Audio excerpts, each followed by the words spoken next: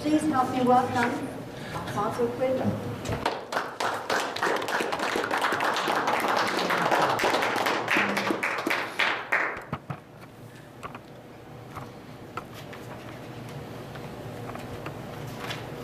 Madam Toastmaster, guests, and fellow Toastmasters. Before we get started, I know you guys have a lot of pieces of paper in front of you, but can you just get a fresh piece of paper? Because you're going to be writing something down. Fresh piece of paper. So the very first item you're going to write down is going to be something good you've done in the past. Could have been on the way here, could have been 5 years ago, a good deed you've done. And by the way, this is a private, you're not going to have to read this out loud or anything like that, so don't worry. If you don't look at your neighbors, I mean, this is it's a private matter. But really think about the last good deed you've done. Maybe you donated, maybe you volunteered your time, maybe you gave some change to a homeless person on the street, perhaps. And number two is going to be the next good deed you plan to do.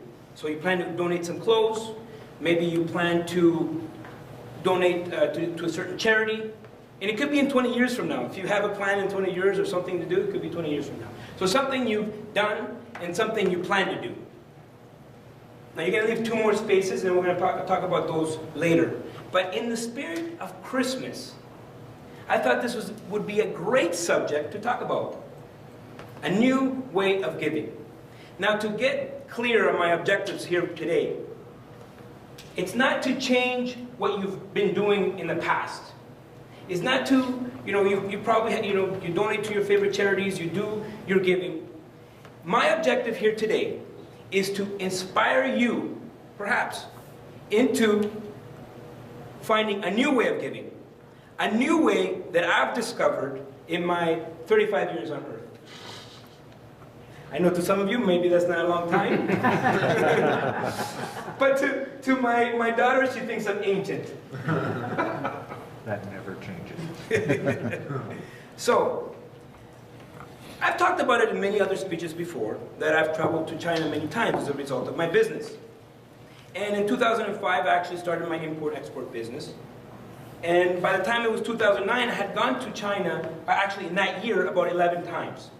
But this story starts the very first time I ever went to China. I landed in Hong Kong, and Hong Kong is pretty advanced. It's like Japan. It's not like mainland China at all. So by the time we actually got to mainland China, it was nighttime. And I didn't really see outside, I just went directly into my hotel. The next day, as I'm leaving my hotel, I see this lady, probably where that snowman is right there, and she's standing beside a garbage pail. And she's holding a baby. So as I'm walking by her, she reaches into the garbage can,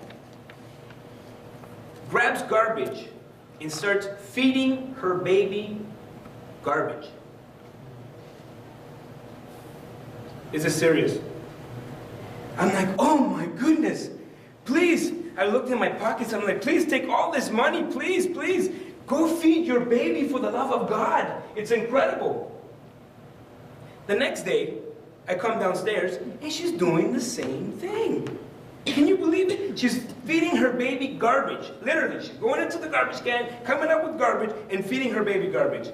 I'm just, here, take all this money, please, just go do something. There's obviously a language barrier there. She's like, ni hama, salala. So she didn't understand what I'm saying. I'm just saying, get off the streets, take whatever you can, just feed your baby or do something. So I'm obviously there for business, and I've met a lot of people on my trip and a lot of factory owners, but I met this factory manager, and he says, I want to take you out, show you what China's about. So I said, okay, why don't you meet me at my hotel? So he meets me at my hotel, and we're going out together. And his name is Alan, by the way. That's his Chinese name. I said, Alan, you won't believe this lady. She's feeding her baby garbage. Like, this is like appalling. He's like, don't give her any money. I said, what do you mean don't give her any money? He said, that's a business. I said, what do you mean? He said, every morning, she cooks a fresh pot of rice. She puts it in a bag with a slit on top, and she places it strategically in the garbage can, so only when a foreigner comes, because Chinese people are not that gullible, only when a foreigner comes, she'll dig in the garbage can strategically where she knows she left a fresh pot of rice, and she'll feed her baby that rice, clean rice.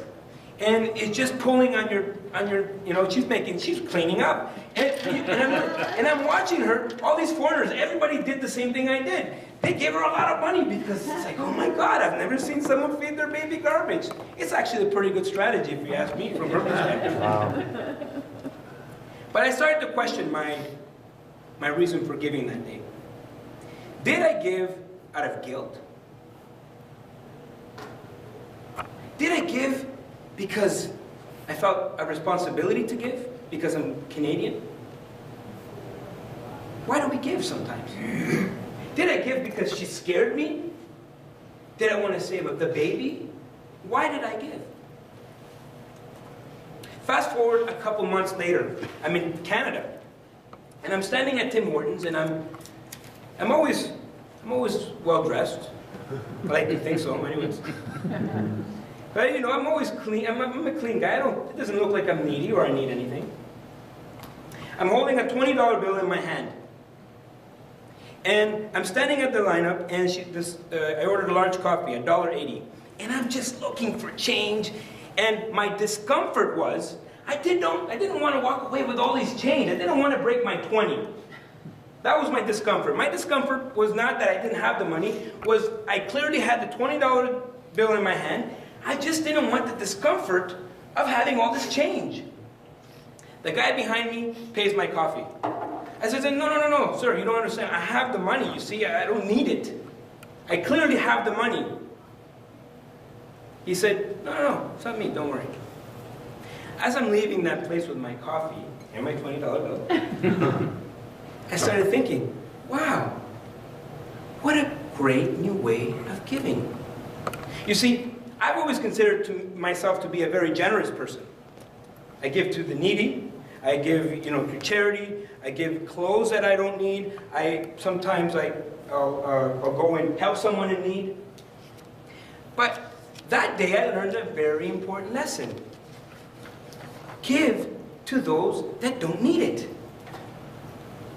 Give to those that don't need it, because the impact, that gentleman, it's only a cup of coffee, but the impact that it had on me, I was inspired to give to somebody else that didn't need it. So my new way of giving is to give to others that don't need it. Maybe pick someone's tab at the bar. Maybe sometimes I'll pay if it's not too much, I'll pay the person behind me at the Tim Hortons drive-thru. The person behind me says like $5, okay, I'll pay it. I'll never see that person again. They'll never see who it was, right? A new way of giving. The feeling that you get from giving to somebody that doesn't need it, and to see the shock on their face, is priceless. I often like to donate clothes that I don't wear anymore. Does anybody do that? Raise your hand if you donated before. What about furniture? Have you donated furniture before? Have you done that? Furniture, yeah, that you don't need, right? And I love doing this. I was in Cuba, and of course, like I said before, I'm very fashionable. I'm always wearing nice clothes, and I have two types of clothes when I go on vacation. I have the beach bum clothes, and I have the night wear, which is usually nicer clothes that I like to wear at night, dinner and dancing and things like that. So I'm in Cuba, and the people, they're nice shorts, nice hat, nice sunglasses. I said, don't worry, I'm going to leave you a little something before I go.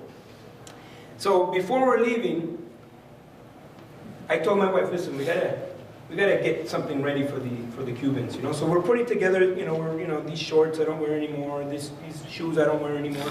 And I told my wife, I said, well, why don't you give them your shoes, those shoes? She's like, oh no, I like those. And it occurred to me, are we just giving these people our garbage? I really started to think about what I'm giving them. And, you know, does anybody have something in their closet that they love to wear? Something that you know it fits you nice, you spend a lot of money on it. Do you have something like that in your closet? Okay, something that is beautiful. You wouldn't even lend it to anybody. Before I left on that trip, before I left Cuba, on that trip, I gave him everything. I gave him things that really had value to me, clothes that really had value to me. So the new way of giving is not only give things that you don't need, but give things that has value to you. The difference and the feeling behind that, it's going to be incredible. I was in Dominican about 2 years ago, and I was wearing a Guess watch. Guess, well, it's not like a high brand, but it's about a $200 watch.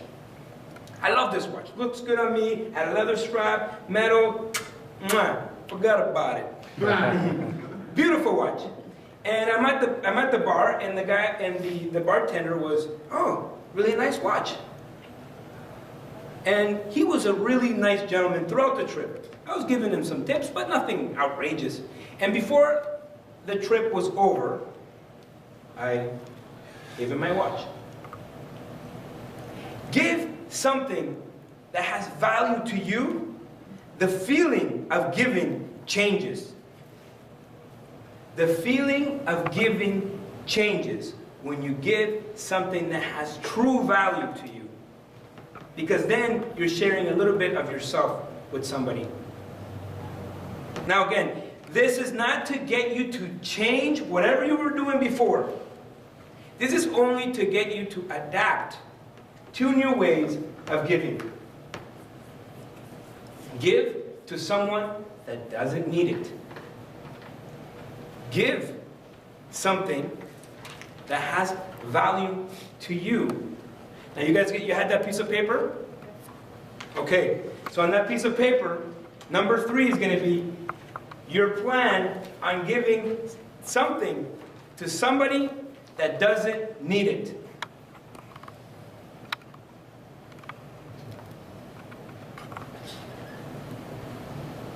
If you're done writing, if you're ready, say I'm ready. I'm ready. Okay, number 4 is going to be, you're going to give something that has value to you. You see, if you share a little bit of yourself with others, now you're making a difference. You know, like I said, I've given out of guilt too. And that's a normal thing to do. I mean, we see these commercials on television with the kids with the flies on them, and they don't even swat the flies away. I mean, that will get anybody to pick up a phone. But imagine what society would be like if we would just give, for just giving, because we're just human. We're just living in society, sharing a little bit of yourself to someone you don't know. I'm the type of person, you know, when I travel to other countries, or, you know, I do business in other places, I love sitting with really old people. Not because they're going to sleep the whole flight, because I really am genuinely interested in other people, and I like to ask questions.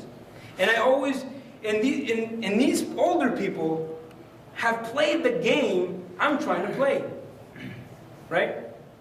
So for me, the spirit of giving, and since it's Christmas, I hope that today